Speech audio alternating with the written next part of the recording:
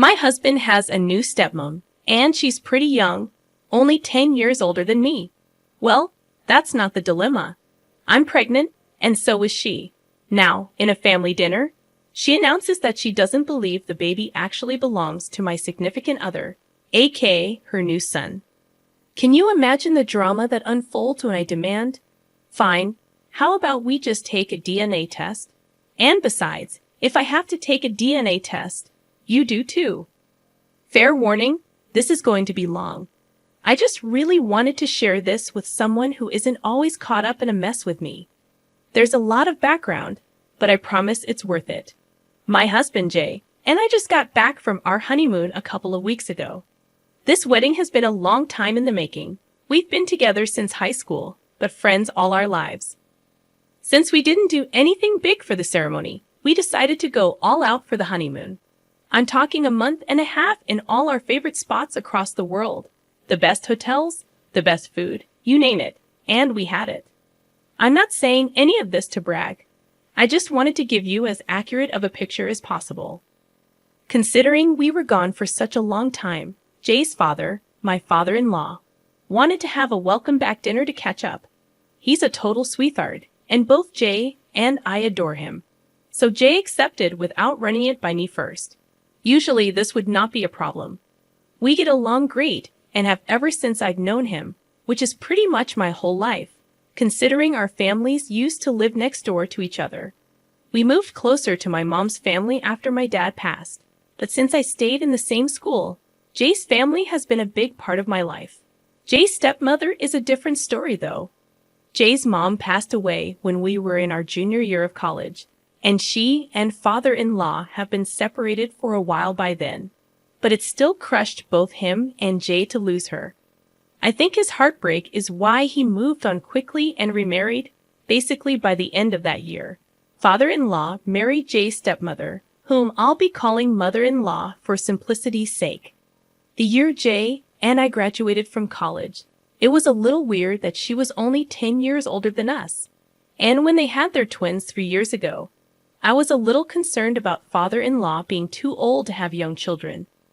But I didn't really want to judge someone who's particularly a second father to me, especially since Jay was just happy that his father seemed happy.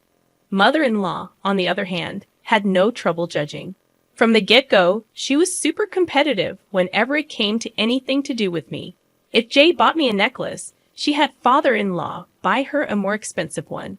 If somebody mentioned that I made a good apple pie, she would just happen to make one the next day. She even announced her pregnancy at a dinner celebrating my promotion. I don't know if she's jealous of my relationship with father-in-law or what, which aside from being super gross implications, is just plain unwarranted. But she's been awful to me since we met. I've never brought it up with my father-in-law because I don't want to cause problems in his marriage. But whenever I've said anything to Jay, he just brushes it off and says stuff like I'm reading too much into stuff. When I brought up the pregnancy announcement, his only defense was that father-in-law was hosting the dinner, so technically she was allowed to announce whatever the heck she wanted in her own home. It's been a huge point of contention between us. When we decided to get married, I made it a point that he would have to be on my side from this point on. I get that she was his stepmother, but I was going to be his wife. He agreed, and that was that. So we get married, and I could not be happier. When Jay told me that he'd accepted father-in-law's invitation for dinner, I was a bit hesitant, to say the least. We had just gotten back from the happiest weeks of our lives, and I did not want mother-in-law to ruin that. Jay convinced me by saying that it would be the perfect time to announce my pregnancy. We found out that I was pregnant about 6 weeks before we got married, and we decided not to tell anyone just yet, aside from my mom, who was with me when I did the test. And since we were planning on getting married eventually anyway, we decided to elope. Our families were shocked, but ultimately, my mom and Jay's dad were happy for us, especially considering we've been together for such a long time. Father-in-law paid for our honeymoon as a wedding present, which his travel agent handled completely. It was a dream, I could not imagine how happy he would be when we announced that I was pregnant with his first grandchild. I agreed to go, but told Jay that if mother-in-law tried to pull anything, I would not be tolerating it. Jay agreed and promised to have my back, no matter what. Father-in-law loves hosting dinners in his home. We chose an intimate setting to announce the pregnancy. Things seemed fine when we arrived, and father-in-law warmly hugged both of us. Even though mother-in-law only hugged Jay, we exchanged polite smiles, and I thought that was the end of it. We chatted in the sitting room for a while before moving to the dining room for dinner, where father-in-law served us each a glass of wine. Thinking it was a good time, I politely declined the wine, stating that we wouldn't be having any drinks for the upcoming months. It took father-in-law a moment to catch on, but Jay burst out, "Dad, we're pregnant." This finally got a reaction out of him, and he was overjoyed. Putting down the wine, he gave me a hug, asking when we found out and if we knew the gender yet.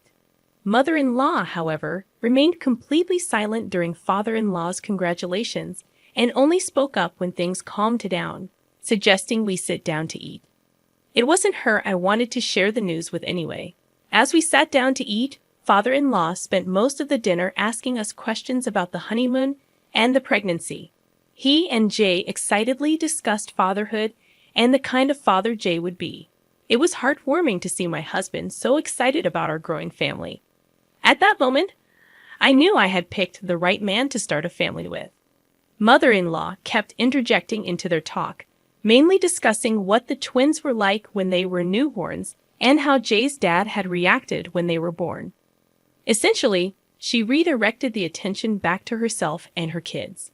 When I mentioned the crib we were considering buying for the nursery, she suggested we wait, stating we didn't know where we would be once the baby's born. Confused, I pressed her, and she insinuated that Jay and I might not be together when the baby is born. At this point, I was annoyed and getting angry. I asked her why she thought that, and she brought up our history of breaking up and getting back together. I defended our relationship, stating that every couple has ups and downs, and we're married adults, not emotional teenagers. My voice may have been raised, but considering the accusations, I think it was reasonable. Father-in-law tried to calm her down, but she was determined to say her piece.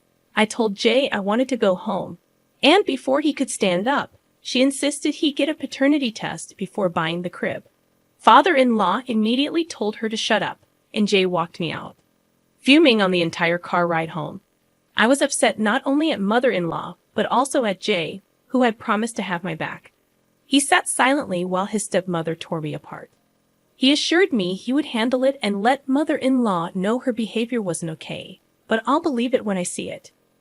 Crushed by the hurtful words from someone important to my husband and father-in-law, I've only confided in my best friend, who thinks mother-in-law may be jealous of the relationship I have with Jay and father-in-law. I hope this isn't a sign of how my pregnancy will go, and if anyone has had similar experiences, please share below.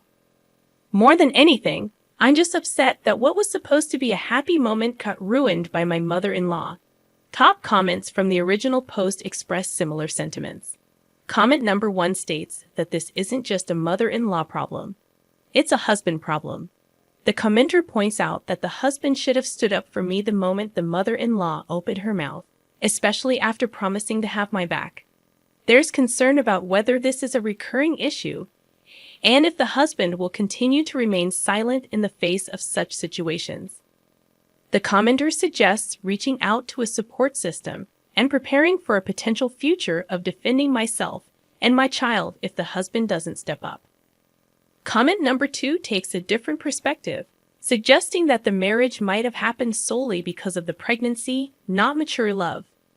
The commenter speculates about the possibility that the baby isn't the husband's, hence the mother-in-law's demand for a paternity test. There's an implication that the mother-in-law might know something that the father-in-law and stepson don't. The commenter advises me to admit any jealousy towards the mother-in-law, projecting that she married a stable family man while I was strung along for 10 years with an on and off again boyfriend. In the first update, I acknowledged the husband's failure to defend me adequately and our subsequent discussion about the need for him to speak up sooner in the future. There's mention of the impossibility of limiting contact with the in-laws due to Jay's work with his father, who runs several restaurants. The family's closeness is highlighted, and the difficulty of implementing low or no contact during pregnancy is explained. The update concludes with relief that an upcoming family event won't involve seeing the mother-in-law. Moving to the actual update, a dinner meeting is arranged with the father-in-law and mother-in-law to sort things out. Despite my preference for a neutral location, the father-in-law insists on hosting again. The dinner doesn't even begin before Jay addresses the issue, expressing regret for not saying anything the last time. He firmly informs his stepmother that her suggestion was ridiculous and unwarranted, emphasizing his trust in my loyalty. Father-in-law apologizes for letting the situation persist. When the mother-in-law attempts to apologize, I request that she waits until I've spoken. I acknowledge my raised voice, but explain that it was warranted given the implications of her statement.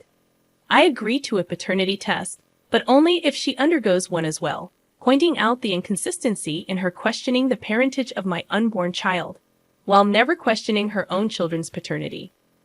When I tell you that I've never witnessed a grown woman losing her composure as loudly as she did, you'd be genuinely shocked by the volume she reached. She immediately tried to throw herself at me across the coffee table, her words becoming completely unintelligible by that point. I won't repeat the things she said to me, but Jay and I removed ourselves from the situation right away. It's been a day since we went over, and Jay has been on the phone with his father almost continuously since the twins have been with Jay's aunt since yesterday afternoon. I think they'll remain there until father-in-law can get my mother-in-law to calm down. This is definitely not over yet, but I hope everything calms down soon for the sake of the children. Update number 2. Before I go on with the update, I want to thank everyone who read and responded to my initial post and update. They were long, venting out years of built-up stress into these extensive texts. I'm grateful that people took the time to reply with their experiences. Despite the unfortunate commonality of similar stories, it's hopeful to hear about situations that have improved. I've received mixed responses about agreeing to the paternity test only if she did it too, which I expected. Honestly, it's the only solution that seemed moderately fair to me. Anyways, on to the meat of the update. I did end up going through with the test. As insulting as it was, I knew that if I didn't, there would always be that lingering shred of doubt. And that's not the family I want to bring my child into. I chose a doctor who runs his own practice, a friend of mine. He collected the samples, and the results would be available in a few days. Shockingly, the child is my husband's. Jay wasn't surprised when I told him, but I could sense some tension released from his conscience. Considering the emotional turmoil my mother-in-law put me through, I didn't stop there. I didn't do anything drastic. Nobody was harmed. My condition for going through with the test was that mother-in-law gets her own children checked, and I intended to go through with that regardless of her participation. The twins were with Jay's aunt, and I managed to get Jay's cousin to get a cheek swab of each of them, just to bring to my doctor friend. We ran the twins against Jay, which served the same purpose. The emotion I felt when it came back that the twins were not related to Jay was mixed. On one hand, I was vindicated that mother-in-law had been projecting, but on the other hand, the lives of these innocent children were about to be uprooted because their mother had to butt into other people's business. Currently, the only person aware of these results is Jay. We're taking some time to decide on the next step, as we don't want to harm the twins, regardless of whether they're related to Jay. If anything comes of it, I'll post an update, but for now, we just want to do what's best for our family. Update number 3. I'm gutted, absolutely gutted, and have no idea what to do. I feel completely blindsided and betrayed by the man who promised me forever and is now siding with a woman who verbally abused me in his home. Father-in-law and mother-in-law called us over yesterday afternoon. I had hoped that mother-in-law had finally come to her senses and was ready to apologize for everything she said to me. Unfortunately, I could not have been further from the truth. Upon arriving at the house, I already knew that something was off. Father-in-law usually greets us at the door with a warm hug and smile, but this time, he just held the door open silently and then went to sit beside mother-in-law in the dining room. No tea and snacks in the sitting room. No quick catch-up. Nothing. We followed and sat down across from them. Father-in-law passed us a stack of papers and asked us if we knew that they were the results of the paternity test that my friend had performed for my child and the twins. I was completely caught off guard, as there was no way that father-in-law and mother-in-law should have access to those documents, as neither Jay nor I had contacted them about it. Jay was just as confused as I was, but father-in-law did not give us time to process anything before passing us another set of papers, both regarding the twins' parentage. It stated that Jay was the half-brother of both twins, which clearly contradicted the results on the first set of papers. Father-in-law explained that they had conducted a DNA test at a local clinic, saying that he had recently run a DNA test for the twins at the request of a relative. He felt obligated as a doctor to inform the parents of the situation. My friend had contacted father-in-law to tell him about the paternity test that I had him perform on the twins. But he didn't stop there. Father-in-law revealed that my friend sent over the results along with edited documents that stated the twins had no relation to Jay. My friend told him that I requested the documents to be edited. Jay asked me if this was true, but I was so caught off guard by the betrayal of my friend that I just froze. Unfortunately, father-in-law took this as an invitation to keep speaking. This is a man I've looked up to for most of my life, whom I held as a father figure after the death of my own father. And he had no remorse in telling my husband, his own son, that my friend had edited the results of my own paternity test. He had absolutely no empathy for the fact that I just wanted to give my child the best possible father it could have. I wanted Jay to be the father. I just don't see what father-in-law gains from tearing down everything that I was trying to build for my family. The whole time, mother-in-law just sat there with this stupid, smug look on her face, not saying a word. It was her fault any of this was happening in the first place, and she just sat there and smiled at me as though I was at fault for wanting to ensure that my children had a stable life with a reliable father. Jay was absolutely livid. I've never seen the man I love so angry, let alone directed at me. At first, I hoped that I could reason with him, but when it became crystal clear that he was unwilling to listen to me, I called my mother to come pick me up. I've been with her for the last few days, and Jay has not tried to contact me. Father-in-law and mother-in-law have not picked up any of my calls or responded to any of my text messages. My friend, the doctor who caused this whole mess, has completely ghosted me on everything. I plan to go down to his practice to confront him soon, but I just want to fix things with Jay first. I simply don't know what to do. I don't know how my life went from the perfect honeymoon and designing my dream nursery to this. Update number 4. For those of you tearing me apart in the comments section, you'll be happy to hear that Jay and I are separated. He told me that he's looking into an annulment. Father-in-law had the audacity to contact my mother about everything that happened, and even she's not happy with me right now. I'm completely isolated and alone, and the only person still on my side is my best friend, who has supported me through this whole mess without judgment. I really tried to remove myself from the situation and take the high road, but considering father-in-law's lack of tact and his willingness to interfere with my family, I just decided that I would fight fire with fire. I can't be bothered with people like the doctor who went behind my back to contact Jay's family. There are no records of our interactions, and pursuing that angle would be an all-around pointless matter for me. However, I mentioned in a previous update that father-in-law runs a few restaurants in my city. The way that he was able to grow his business so quickly was by employing cheap immigrant workers. Of course, father-in-law was more than willing to turn a blind eye if they happened to be undocumented, provided they did good work. Unfortunately for father-in-law, a good Samaritan alerted the relevant authorities to this fact, and considering I have not been in contact with either my husband or his family since the ambush at dinner. I only know what little my mother tells me about it. From what I've heard, father-in-law has been fined a few thousand, and it's possible that his business license will be suspended. This would impact not only his livelihood and approaching retirement, but also Jay, quite a few other members of the extended family who were involved in the business. While it pains me to see a family that I held so dear for so long go through such a difficult time, I can't help but feel that this is karma. Father-in-law could not keep his wife out of my family's business, and now his family business is under fire. I wish I knew how Jay felt about all this. If we had not been separated, I would be doing my best to support him during this trying time for both him and his family. It's with a heavy heart that I've resigned myself to watching their hard work and livelihood go up in flames. None of this would be happening if mother-in-law had simply chosen to be happy for us and welcome our child into the family with open arms, just as we had welcomed her and her twins. I sincerely hope that they're able to heal from this. But for now, I'll just have to prioritize myself and my child. I don't have time to care about their family drama anymore. Update number 5. I never thought I'd be coming back to update, but since my last post, here I am. I don't know what ended up happening with my former father-in-law's business license. And frankly, I don't care.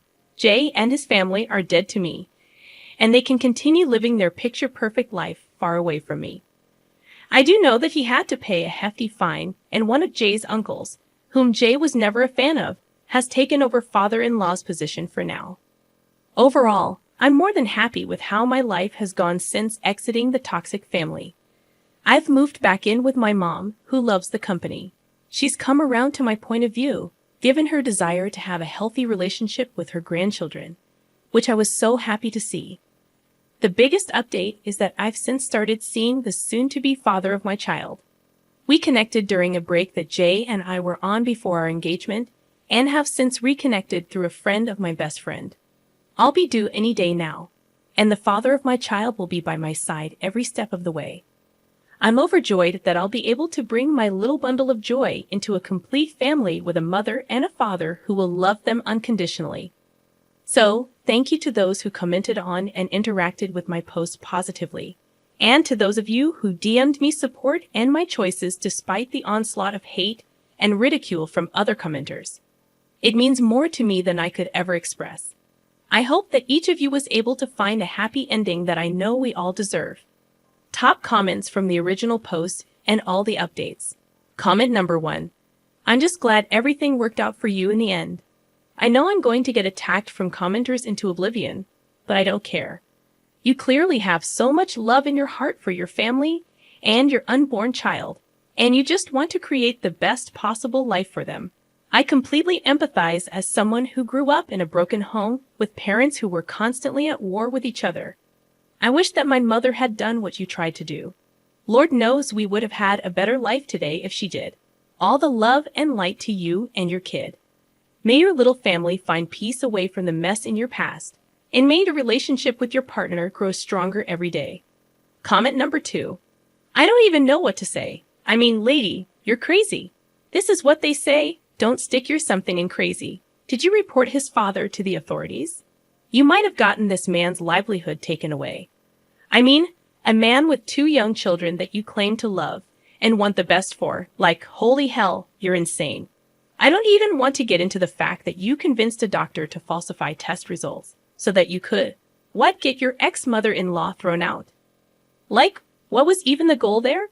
Not even getting into the ethics of a doctor actually going through with what he did. The fact that you're trying to frame it as a betrayal of your trust is unhinged. I actually don't know how to react. Like, this can't be real, right? Please tell me that this type of crazy isn't just roaming the streets and procreating. God help your child. Get some help? OP. Okay, so what we just had revealed to us in these last 2 comments that we reviewed are completely opposite opinions. The very first comment is basically 100% in the backing of OP. The second comment said OP is a crazy lady. I mean, everything that she did, from the faking of the documents to getting the doctor friend to help, it just all led to pure toxicness. But I want to know, do you guys think that maybe it was justified given the mother-in-law's attitude throughout the whole story, and OP just wanted some sort of revenge? I want to know your thoughts about that. So go ahead. Drop it down below in our comment section, guys. Thank you so much for joining me on today's video. My name is Mr. Reddit, and I narrate these sorts of stories every single day. So if you want to be a part of these, all you have to do is subscribe. I'll see you guys tomorrow, and just remember, it's cool to be kind. Peace.